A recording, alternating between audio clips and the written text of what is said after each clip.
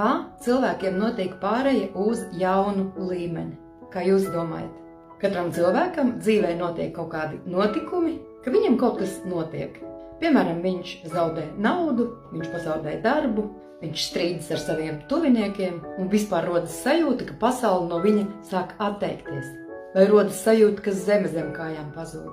Tā ir zīme priekš cilvēka, ka viņa dzīvē kaut kas mainās. Un te šim cilvēkam šajā momentā ir divi reakcijas varianti. Viena reakcija ir nolaist rokas un pateikt, ka pasaule nav godīga, ka viss ir slikti, ka viņam neveicas. Un otra reakcija, kur piedāvāju es, ir sākt domāt, kāpēc tas viss notiek. Un saprast, uz kuru pusi vajag virzīties, lai izietu no šīs situācijas. Gribu zināt, kā pārvarēt šo ceļu, kā iziet uz jaunu līmeni viegli un ātri, spied uz linku manā profilā, piesakies bezmaksas